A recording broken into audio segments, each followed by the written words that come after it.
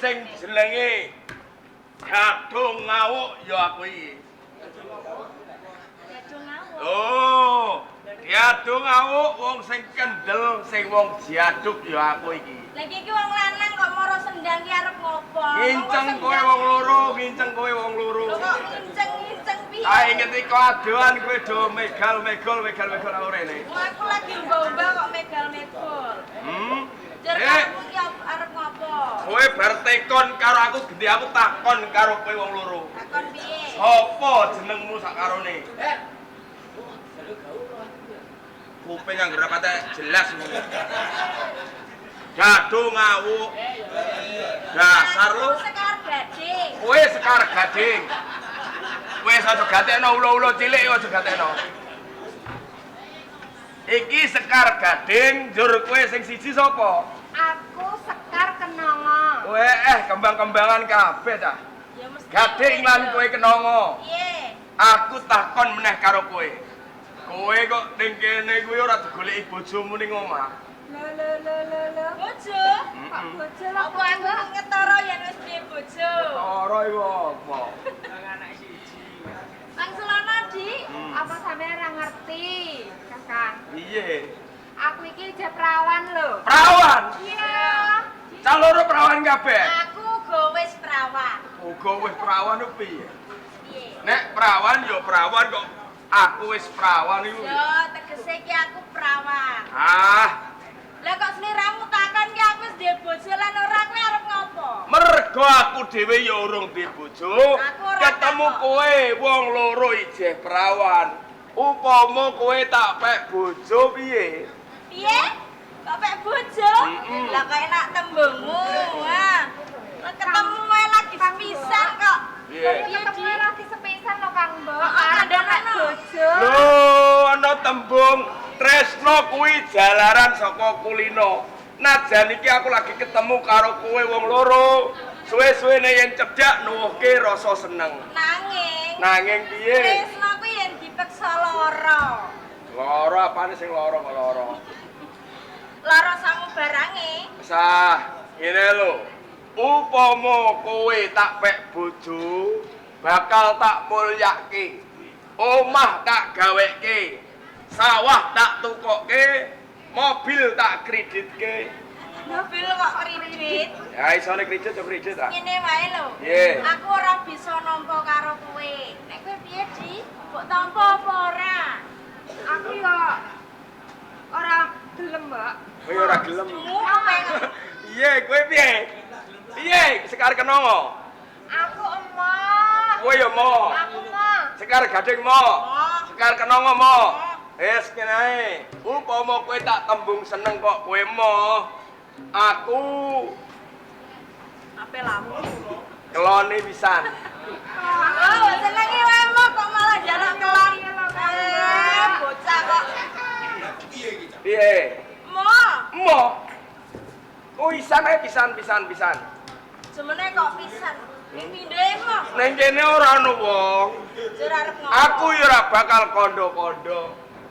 Wis to, wong ora lara ya ora kalong pisan ae gentenan. Ih, kok enak. Bar Sekar Gading terus Sekar Kenongo. Lah, kok pinuk kowe rekoso aku? Rekoso apa lah?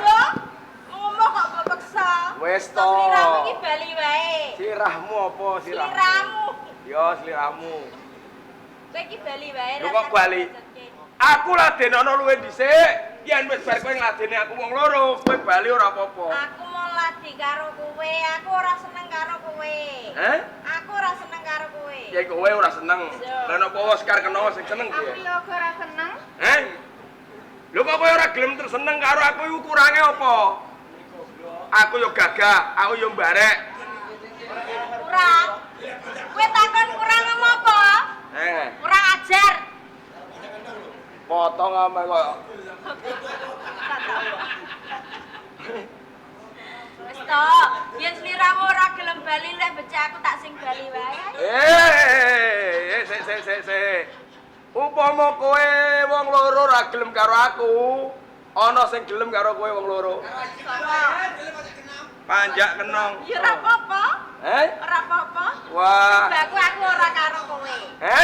Sing baku aku ora karo kowe. Lho aja ngono ah. Iso. Kowe iki wis ditampik karo wong wedok kok ora duwe isin. Piye wong iki wis ra disin. Kulino mangan jangan bung ra disin. Mula iku. Piye? Ibu wong ning tengah alas, uga ora ana wong liwat ning kene. Kowe nek ora gelem ladeni aku, kepeksa aku merawoso karo kowe lho. Aja. Aja kaya ngono to. Ora ngono piye?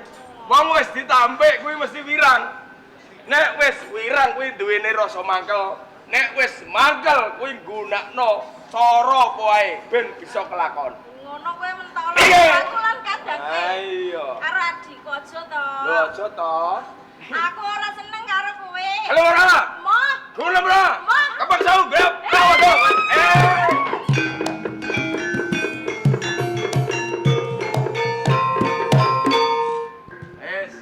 Upama kowe wong loro ora gelem ora apa-apa. Aku krungu kabar yen Demak Bintoro iki lagi wae adon-adon.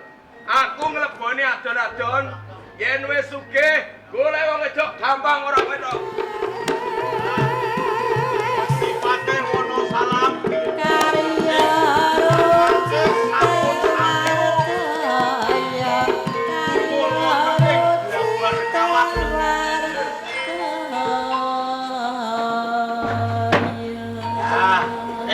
sak mangke nopo dipun wiwiti perkawis adon-adon.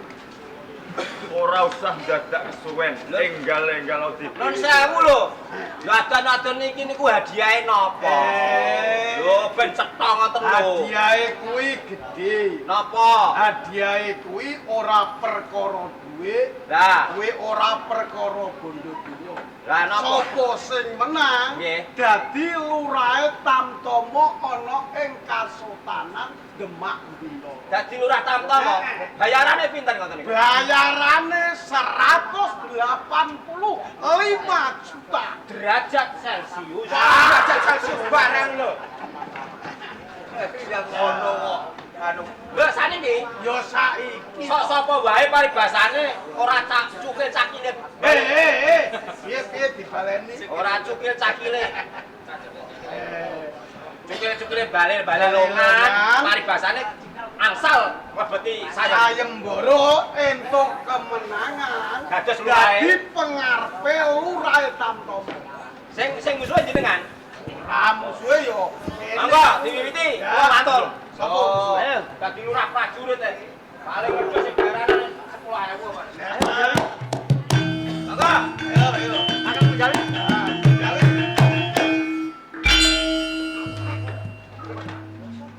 Nah, carane. Nah. Lha kare sinten musuhe? Lho niki. Wah, niku, ya apa nek jam 3 lah mulihno.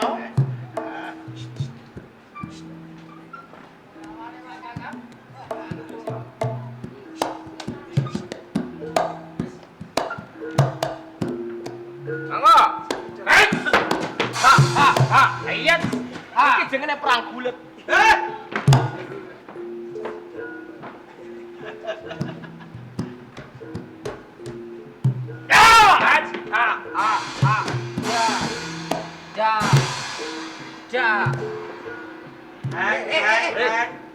Lho kowe kepengin dadi lurah Tamtama apa ora? Pun kula nyerah, jutusane atos. Jutusane atos. Kowe ora. Pun nyerah kula. Wis ngaku kalah. Kula terima dados wong ngisor lah. Kuwi ora musuh aku kok iso. Burung!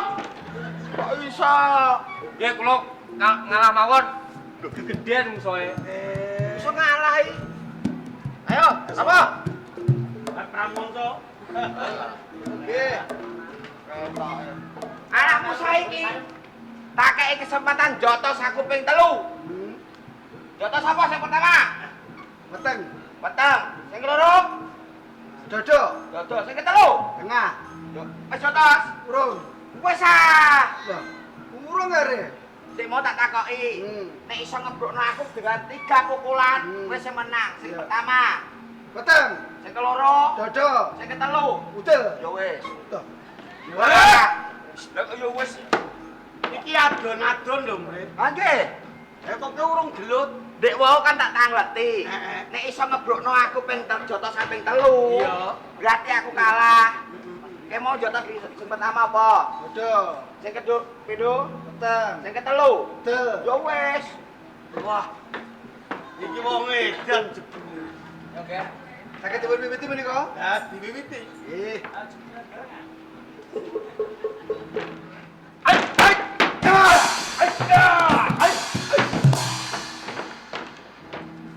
Ora apa-apa. Dijeti. Teng ora kena. Ona Adon-adon ora kena.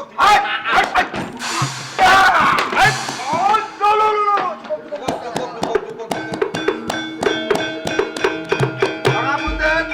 Kula ngakeni kawon. Wis kalah. Apa semi? Nggih, kula. Sakjroning adon-adon iki tak kira wis ana kerambungan. Enten kerampungan nggih. Sing menangake adon-adon iki ora ana liya. Oh, Dereng. Lho.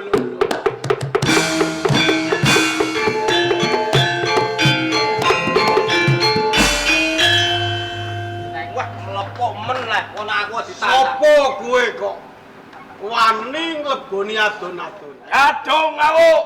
Gadung ngamuk. Aduh ngamuk, gendeng reges. Apa kowe wis krungu undu-unduane sayembara iki? Dereng krungu. Napa undu-unduane niki? Undu-unduane adon-adon iki sapa sing unggul yudane ing kono dadi pengarepe lurahe Tamtama ana ing Kasultanan. Nggih, kula sagah. Sago, Nggih. wiwiti. Kon, tak tambane aji. Punten iki. Sing kudu tanding kali kula. Ayo. Maju kula. Ai! Stop! Hei. Musuhe ning kono kok iso rono lho. Wah, tandane teng. Ayo, tanganku bar tiba. Aiso sauto kok. Arek basane. Antose balung kan kulit ora kuwowo. Tak tampani Ajinomoto tetep kowe. Hei, Aji Awijayan Ajinomoto. Aji lembu sekilan. Aji lembu kesilan. Aja meneh kok mung sekilan. Heeh. 2 kilan tamake. Tenan? Ditutup ah, Mbak. Kowe pengen mana don Ayo. kok. Motor dagelan bocor.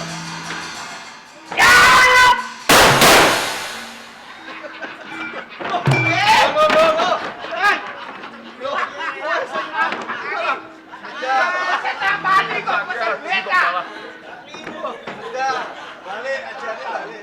Ayo. Sopo neh kon sing pengen tanding karo Dadung Ngawuk klo wong iki. Kowe sapa wae? Aku karet bet. Karep. Bet. Wis nyoto yen kowe tanding karo aku ora menangi. Mula aku pengen jajal karo kowe. Sepiro ampuhe karep bet? Buktekake papan. Kiai! Pak! Wis. Tak. Mosok ora muni. Malah ra ono. Tangane sampean iku malah kecake kuwale. Tangan bosok dienggo ae. Hal ini meneh, Bet. Iya. Bet. Aduh.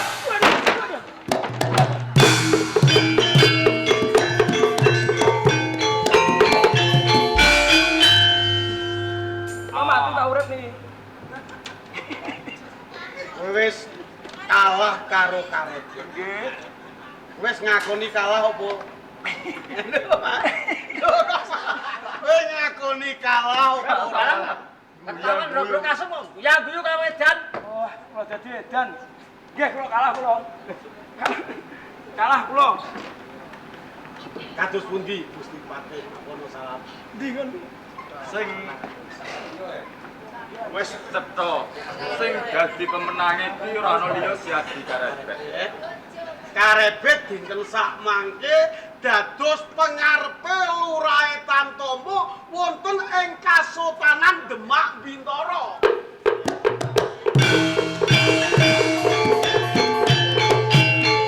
Ora saka kuwi, Bet. Kowe saiki wis dadi Lurahe Tamtama ing Kasultanan Demak Bintara. Aku kuwi pangkatku Temenggung. Aku kuwi dina iki gumun marang kaluwihamu malah kapara kuwi dina iki bakal tak angkat dadi abdi Katemenggungan.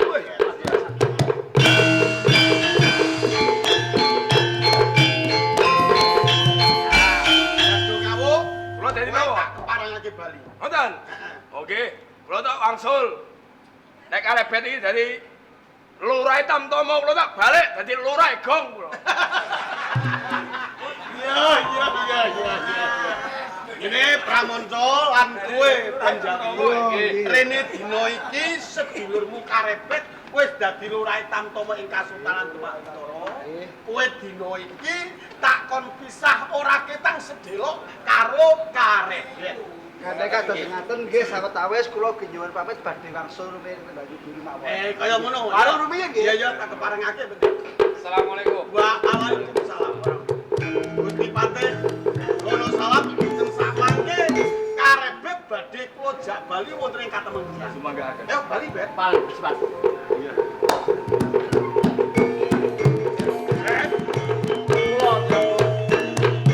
Aku atase Temenggung ing Kasultanan Demak. Kuwi wis pirang-pirang taun. Aku ora duwe kaluwihan sing kaya kuwi. Mergo aku gumun marang kaluwihamu. Kuwi dina iki bakal tak dadekke abdi ana ing Katemenggungan. Kowe rak kerasan dadi abdi Katemenggungan. Lanjih, wis taken dawuh. Ngene yo, Bet. Aku takon karo kowe. Upama Temenggung Prabasemi tresno karo Ratu Kambang, putra ing Kasultanan Demak Bintara, putrane Trenggana, kowe pantes apa ora, Bet? Wah, jos, Pantes, Bet. jos pas nih. Karena dibaratake Piye? ning rak. Neng Nggih. krak. Sing Kuwi ana tegese, Sing Bet. wadon lencir kuning, sing lanang kaya ikrak. Piye dibaleni? Sing wadon lencir kuning, sing lanang kaya ikrak. Cakra. Lho. Sing lanang cakra. Lah, rak ngono. Ngene ya, Bet. Yen dina iki aku tresno karo Ratu Kambang. Ajeng kersanipun Rene kowe nyarujuki, Bet. Kowe dina iki tak utus ngaturke nawala supaya konjuk karo Ratu Kambang. Kowe saguh apa ora? nggih sagah wis taken dawuh. Saguh tenan? Nggih. Ranti sauntara ya, Nggih. Bet ya.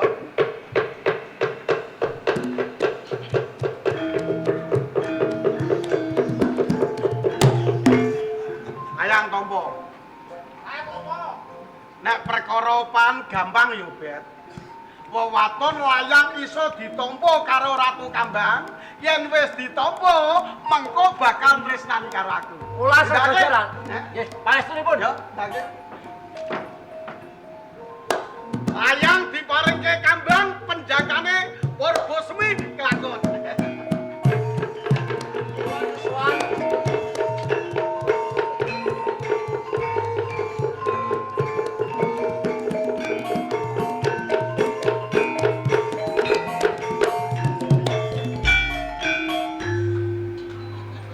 Sapa kowe?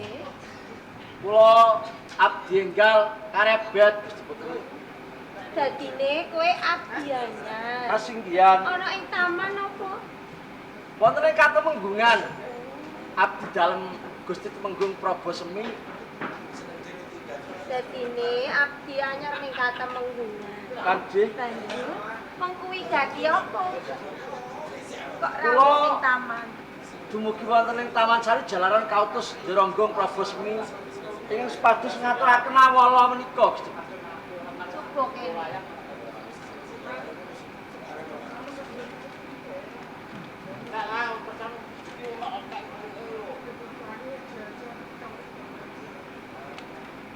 Karepe Nggih. aturke kelawan bendaramu Temenggung Prabu Semi. Sing tak tampa kuwi sing ngaturke Nawala. Nuwun sewu Gusti.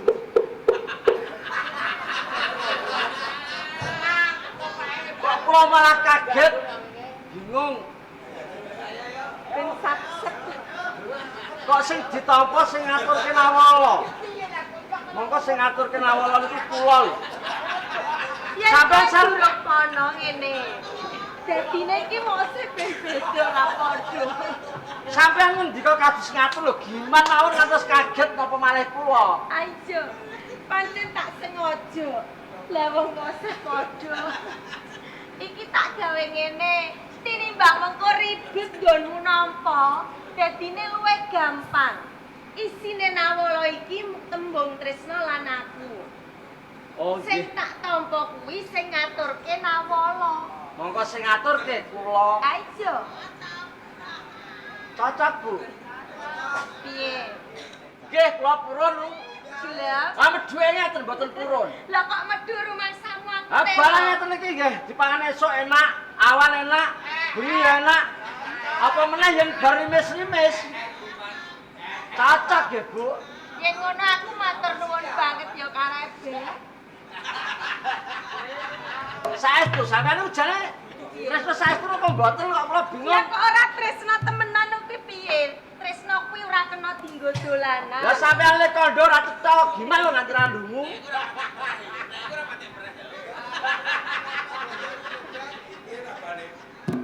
Piye kudune tak cethake sing piye?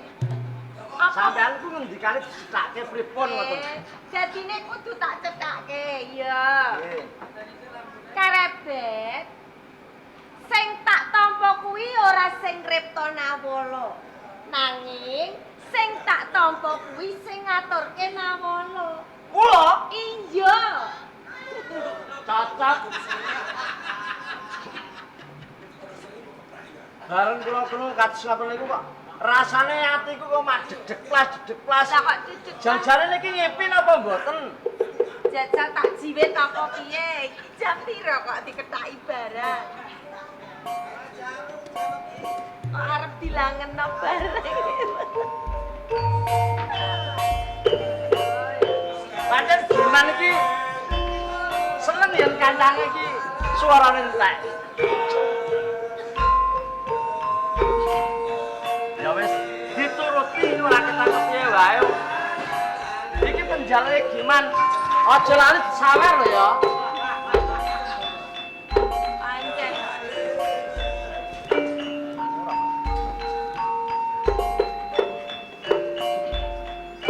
Kula niku jane sing mandheg mangu. Badhe wiwit niku mandheg mangu. Iya kira-kira kebegong napa mboten? Ora usah mandeg mangu. Nek aku lawan kowe iki suci lahir batin. Apa perkara kowe iki?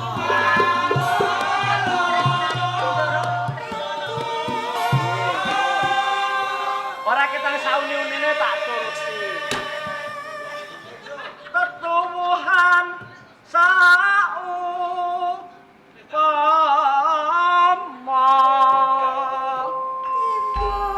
Ora ketang mung sethithik wae aku wis seneng atiku kok kali.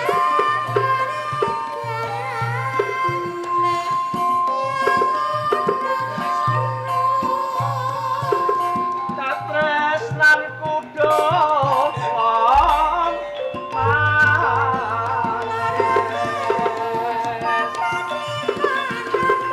Sansaya matur ati.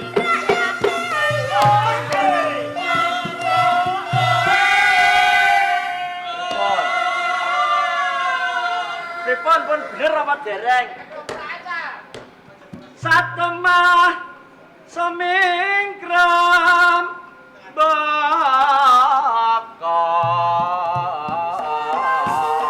Nadyan ora bener ya dianggep wae bener. Ketoke ampun kados matono.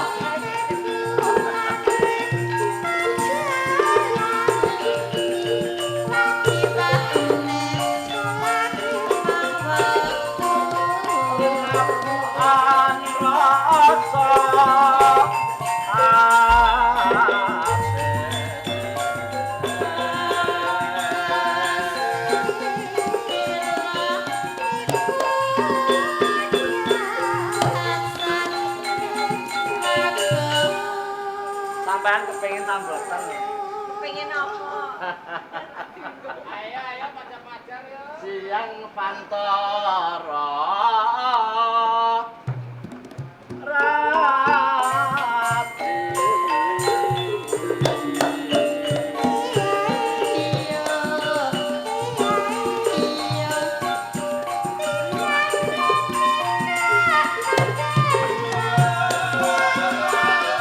Ketak-ketak patut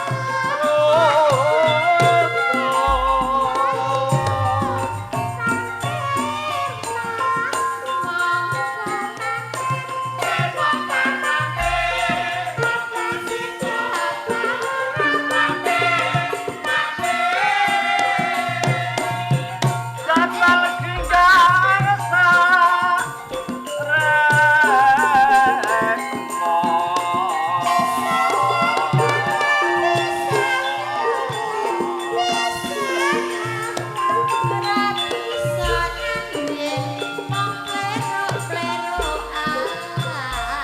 nganti tumekaan neng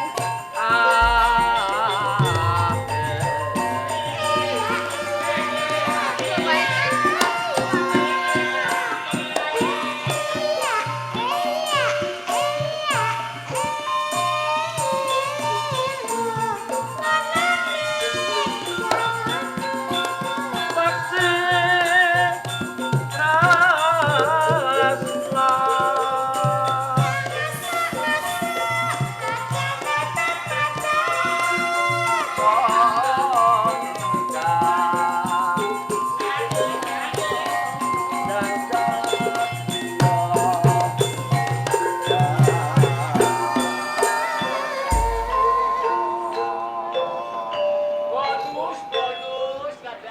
Ketone kuwi lho kakek rebet. nganti meruntus lagi Lagi sepisan iki awak wedok malah digarap karo Biman. tansaya pajar kok malah tansaya gayeng.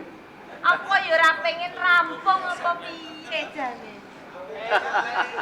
Wong kene iki wis langganan diwenehi bonus ya ora apa-apa. Ngono. Ben besok ditanggap meneh. Ketone wis arep panjen. Gusti Putri, Karep. sering malah kula sedaya sampun kula pratelaken wonten ngersa panjenengan. Mbok menawi wonten tumpang suhipun kula nyuwun ngagungi wirasa pangaksami Gusti. Ora dadi ngopo karebet. Ora ketang mung sethithik aku wis marem banget. Lan aku uga wis percaya yen kowe kuwi tresno lahir batin kelawan aku. Saestu Gusti. Iya Menawi karebet. mekaten rumaos bagya mulya raos sing manahku. Kawongan.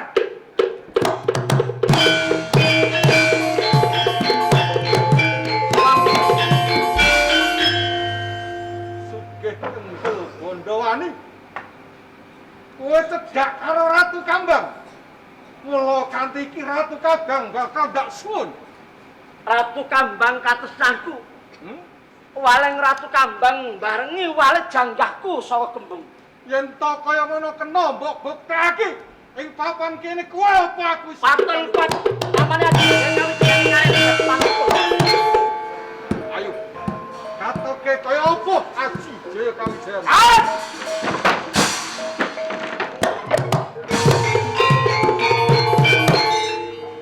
Aku weruh. Aji jaya kawijayanmu iku jeneng Aji Rok Asem.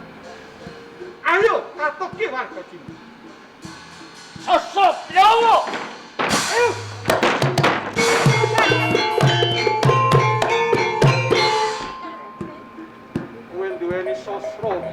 nanging kurang sempurna. Ayo, tumpakan ndak kabeh ngaji. Pawongan layak lari sungar ngarepe karebet. Sangertiku saka keng dadi panandikaning Bapa Ki Majasta. Sapa keng kuat namane Sastra Birawa Andraga Kasep. Ateges pawongan kuwi mau duweni ajitaming waja. Monging jagat Kasultanan Demak keng duweni ajitaming waja mung sawiji. Ayo, Kanjeng Sultan.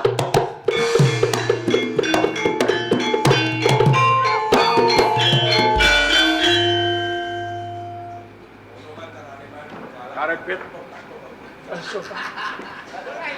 sugih kendel bondoan. Kowe ngatonke kebagusanmu manjing jroning Taman Wani Gendak. Jejamah marang putriku si Ratu Kang. Menawi sedaya Kanjeng Sultan, kula nyuwun agung rasa pangeksami Kanjeng Sultan. Gampang kalamun wong duweni kalputan, dheweke ndodon njaluk pangapura. Apa kaya ngono ki watahing satri? Yen to kowe duwe rasa tresna karo Ratu Kambang, iki putra pengayuman ana ing Kasultanan Demak. Sing mestine ngono kuwi nembung marang panjenenganing sun. Ning malah kapara ke sira duweni tresna kanthi sesideman keng kaya ngono. Awit kula mboten wani matur wonten sedalem Kanjeng Sultan. Sampun Rama sampun. Ingkang miwiti perkawis tresna menika Dede Karebet. Nanging kula Rama Ora ketang sing miwiti katresnan Karebet nanging jejere dhewe niku kakung teka ing Taman Sari. Lan saya maneh Ratu Kambang. Gampang-gampange timen kuwe nampa marang kakung sing Rama wae durung manut. Karebet, Panjih kula Kanjeng Sultan. prasaja wae. Nalika ana ing adon-adon ing Kasultanan Demak pancen kowe menang. Ing kene aku rumangsa kowe dadi senopati mbisuke ana ing Kasultanan Demak. Ning jebul kabeh mau kowe tumindak sungar adol bagus ana ing Demak. Oh. Kanjeng Sultan. Babar pisan mboten wonten eskening malah kula pengin pamer wonten sapa panjenengan dalem Kanjeng Sultan. Tan mongko nalika semono keng sira digula wentah marang Temenggung Prabu Semi. Apa kaya ngono kuwi panggule wentahe Prabu Semi? Coba prasaja. Yen to ora kok kena wani-wanine ki mlebu ana ing Taman Sari kene. Duh Kanjeng Sultan, prasaja kemawon. Kula mlebu ing Taman Sari jalan kautus Ndoronggung Prabu Semi. Wis padus ngaturaken lawol lho Kanjeng Sultan. Ngaturke layang. Kanjeng. Kanggo sapa? Kagem Gusti Putri Ratu Kambang. Apa bener Ratu Kambang? menika leres Kanjeng Rama. Apa ijuane nawala kuwi? Isine nawala menika dening Prabu Semi nilakaken tresna dhateng kula. Piye? Nanging Kanjeng Rama dumawah kosok wangsulipun ingkang kula tampi tresnanipun menika Dede Prabu Semi nanging Karebet. Jalaran kula tresna sanget kelawan Karebet Rama. Sing jalari Karebet lebu taman mergo saka Prabu Semi. Karebet, Kanjeng kula, Kanjeng Sultan. temeka ning dalem katemenggungan Prabu Semi tekake ning pangarepan iki. Panjenenganipun Kanjeng Sultan.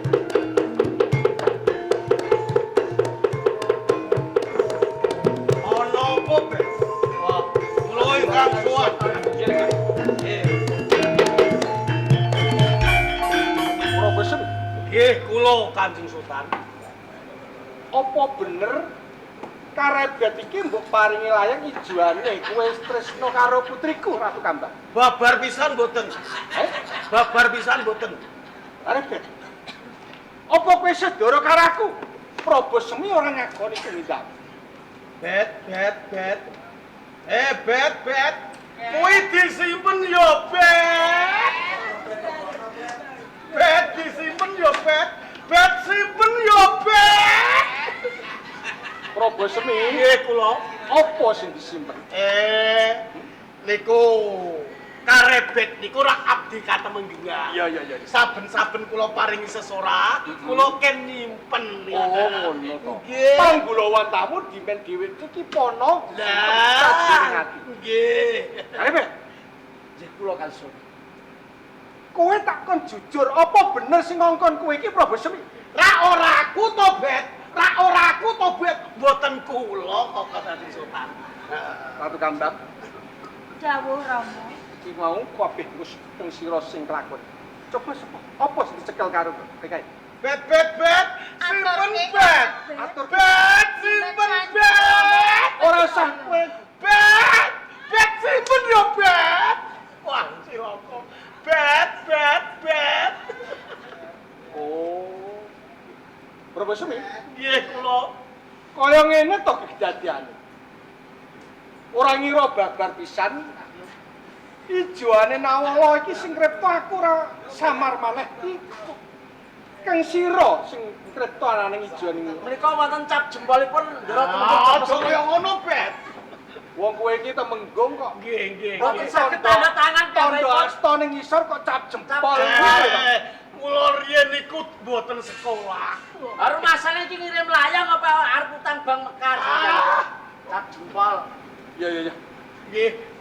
Yen to kabeh mau kowe tresna karo putriku ning kabeh iki sing nglakoni kari Ratu Kambang.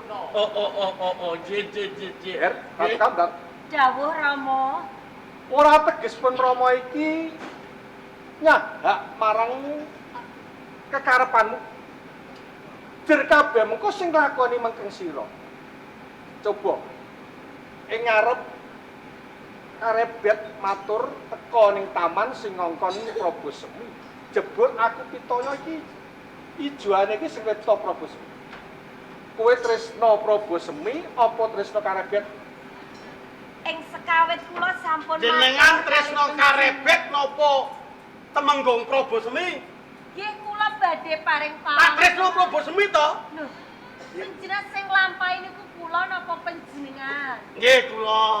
Tak mboten tresna kaya Karebet to. Pun Karebet niki bocah desa, kesa niki. Lah sak Rambuté menika abang tur ngaten lho perok. Prabu Semi. Nggih. Sak menika ngaten. Lho, ana ngene kok kudune kula milih ngene. Lah edan apa? Edan apa sipun? Wah, niki pun setengah telu lho. Lah, iya. Jare cakute setengah songo, bare kudu setengah telu. Iya. Ya ora apa-apa. Kau bisa. Coba ndok Rama iki tak krungu tetembunganmu, jawabanmu sing jujur. Jalaran wong urip bebrayan ku yen to pisan dadi kuwi kanggo selawase. Nggih.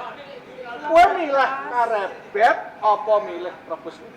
Kula milih Karebet, Lah. Rama. Kowe seneng kowe. Alah terus. Iya. Pun mboten napa-napa kula. Sak menika ngaten. Pripun? Upami kula milih panjenengan apa panjenengan tasih kias? Lho. Apa sing pagan Nek kowe? ora kuat rak jamune to. Paling Jamune ndok bebek didokro mesti kuat. Lho Ratu Kambang. Nggih, Rama. Pamanmu Prabu Semi iki pindane kaya kalo kapuk. Luar mabluk, ngisor tasih mantuk-mantuk. Alah. Nggih napa mboten? Iya. Anjing nggih. Prabu Semi ya wis reh dening putriku wis duweni rasa tresna karo Karebet, ing kene bakal tak jodohake. Panjenengan jujuke. Daup po, daup. Daup Karebet karo Prabu Semi. Iya.